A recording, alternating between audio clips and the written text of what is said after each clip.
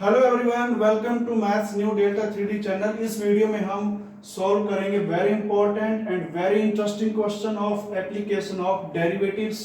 इस प्रकार के जो क्वेश्चंस होते हैं वो बोर्ड एग्जामिनेशंस में और जो कॉम्पिटिटिव एग्जाम्स होते हैं उनमें कई बार पूछ लिए जाते हैं। आइए देखते हैं इस क्वेश्चन के स्टेटमेंट में क्या गिवन है और क्या हमें इसमें फाइंड आउट करना है। तो क्वेश्चन की स्टेटमेंट कहती है अ square tank of capacity 250 cubic meters has to be dug out. The cost of land is rupees 50 per square meter. The cost of digging increases with the depth, and for the whole tank is 400 into square of depth rupees. Find the dimensions of the tank for least cost.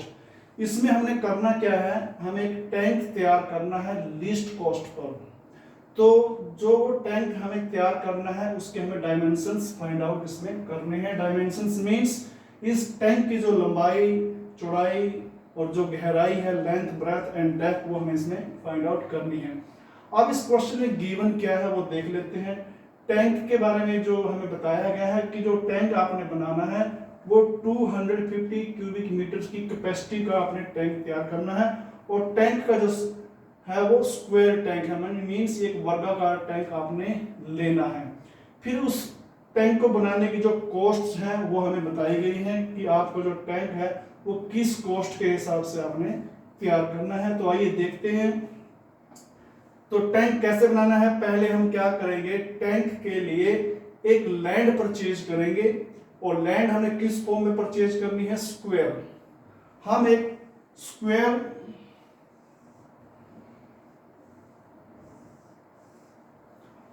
Square plot हम यहां purchase करेंगे, और इस land का जो cost है वो क्या कहता है कि पर स्क्वायर मीटर जो आप लैंड परचेज करते हो तो उसकी जो वैल्यू है वो 50 रुपीज है। मींस यहाँ पर जो एक स्क्वायर मीटर लैंड की जो कॉस्ट है वो 50 रुपीज है।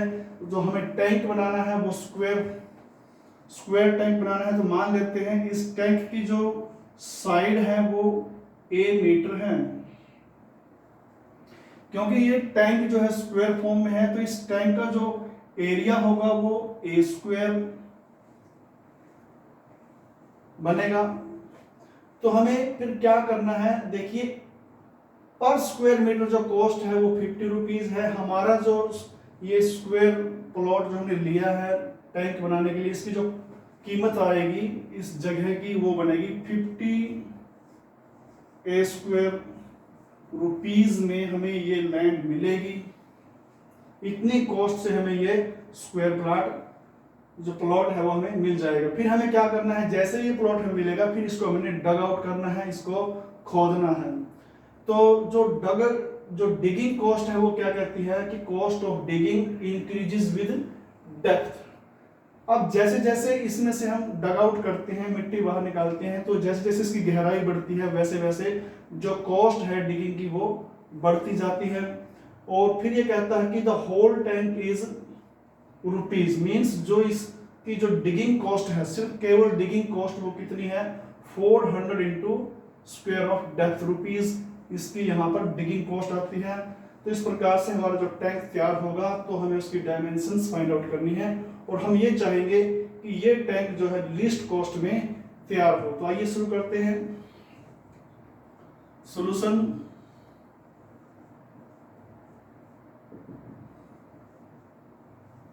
Late side of a square tank, हम इस स्क्वायर टैंक की जो साइड है उसको लेट कर लेते हैं a मीटर, एंड जो ब्रेथ है और डेप्थ है उसे भी हम लेट कर लेते हैं depth of a square tank वो बनती है d मीटर। d की बजाय हम यहाँ पे h ले लेते हैं, h ये h मीटर।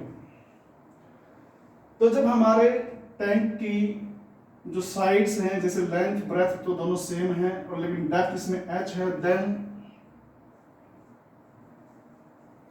इस टैंक की कैपेसिटी क्या बनेगी इन डायमेंशंस के according. Then capacity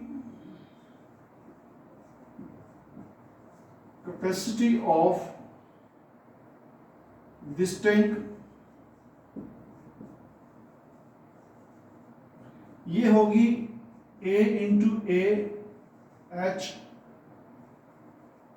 cubic metre, means यहां से आएगा A square into H cubic metre. मैंने यहाँ पे एन जो शॉर्ट फॉर्म में लेनी है, मैंने कंप्लीट एन मीटर लिखा हुआ है यहाँ पे शॉर्ट में, ये क्यूबिक मीटर है। अब देखिए, but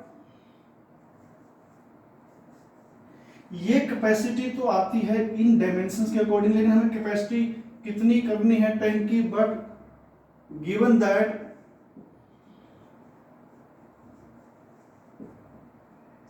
capacity of this tank वो कितनी है, वो है 250 क्यूबिक मीटर। तो जब हम इस 1 को, इसे यदि हम 2 कहें तो बाई 1 एंड 2 क्या होगा, बाई 1 एंड 2, टैंक सेम है तो ये जो कैपेसिटीज है ये भी सेम होंगी। तो यहां से A square H is equal to हो जाएगा 250। तो यहां से हम ए स्क्वायर की वैल्यू निकालेंगे 250 अपॉन एच, तो इसको हम इक्वेशन नंबर 3 कह देते हैं। आइए अब देखते हैं कॉस्ट। कॉस्ट में क्या कहता है वो, कि पहले मान लेते हैं let C be the total cost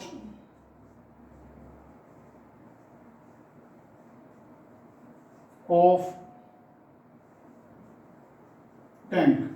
इस टैंक की जो टोटल कॉस्ट है, जिसमें बनाने में, खरीदने में जो भी बनती है, वो हम मान लेते हैं सी।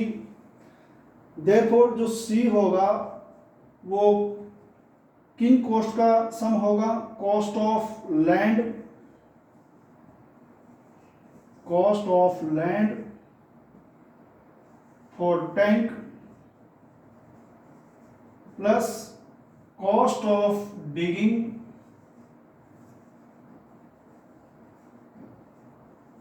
Of tank.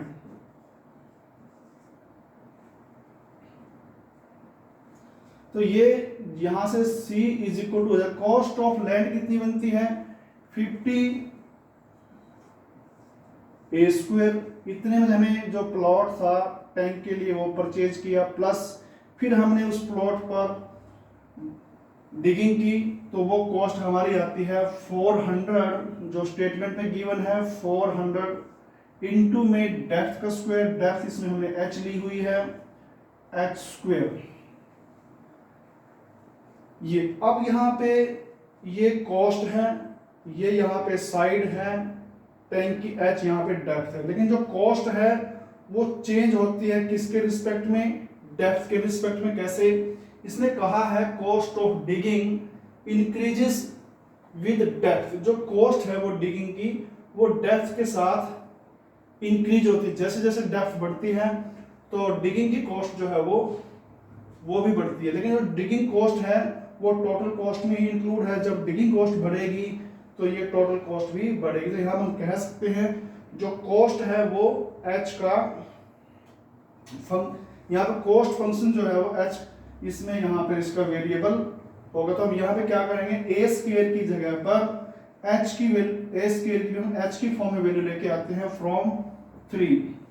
जब हम यहाँ 3 से लेके आएंगे तो c यहाँ पे हो जाएगा 50 इंटू ए स्क्वायर की वैल्यू यहाँ से 250 अपॉन यहाँ पे h प्लस 400 h स्क्वायर। आप देखिए इसको कैसे करते हैं आगे।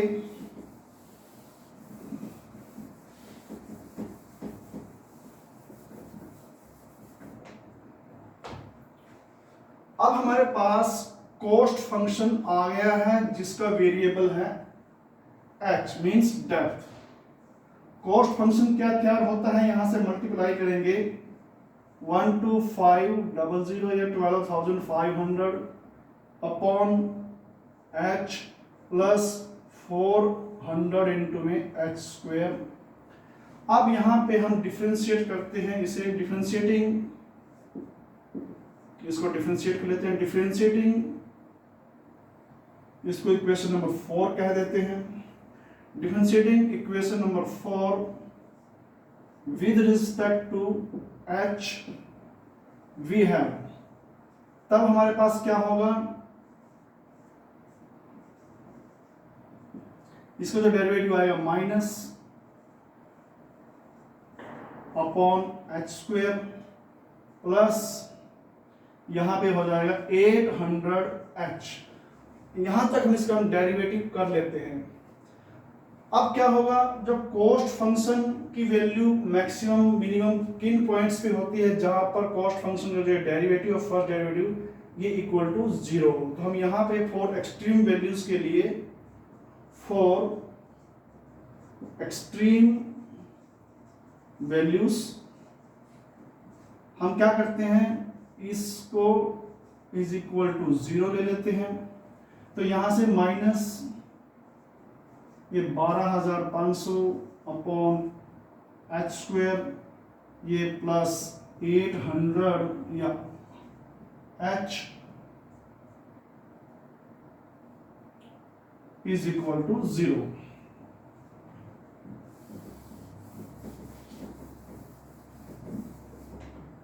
अब यहां से हम इसको सॉल्व कर लेते हैं। ये हो जाएगा 800h इज इक्वल टू, ये प्लस का हो जाएगा, फिर नेक्स्ट यहां से h cube is equal to 12,500 upon 800।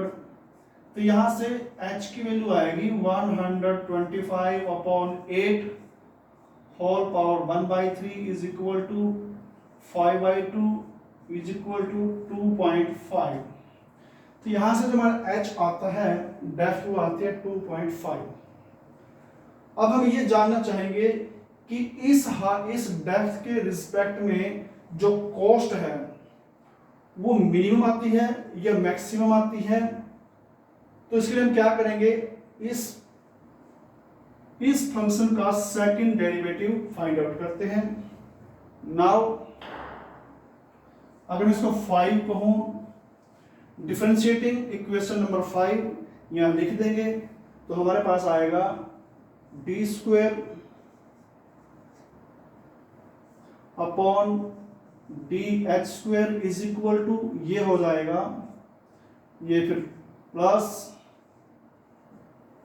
25,000 upon h की पावर 3 प्लस 800। यहां से सर सेकंड डेरिवेटिव ये आता है। फिर हम क्या करेंगे, इस डेप्थ के लिए जो 2.5 आई है, इस डेप्थ के लिए हम इस सेकंड डेरिवेटिव को देखते हैं, ये पॉजिटिव आता है, नेगेटिव आता है, या इज इक्वल टू 0 आता है। At h is equal to 2.5, जो सेकंड डेरिवेटिव की जो वैल्यू है फंक्शन की वो पॉजिटिव आएगी, नेगेटिव आएगी, या इक्वल टू 0 आएगी। लेकिन यहां पे क्लियरली हम देखते हैं, जो ये टर्म है ये भी पॉजिटिव है और जो लास्ट की टर्म है वो भी पॉजिटिव है। तो यहां से ये नेगेटिव तो बिल्कुल भी नहीं आएगी और ना ही 0 आएगी। तो ये वैल्यू जो आएगी ग्रेटर देन 0 आएगी। तो यहां से क्या होता है,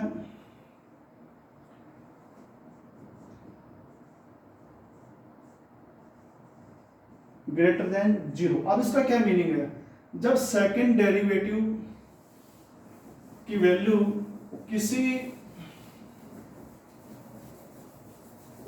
सेकंड डेरिवेटिव पर फंक्शन जो हम यहाँ पर देखते हैं, ये जो पॉजिटिव आया इससे रिप्रेजेंट होता है कि यहाँ पर जो कॉस्ट है वो मिनिमम है। जब पॉजिटिव आता है तो मिनिमम, जब नेगेटिव आता है तो मैक्सिमम।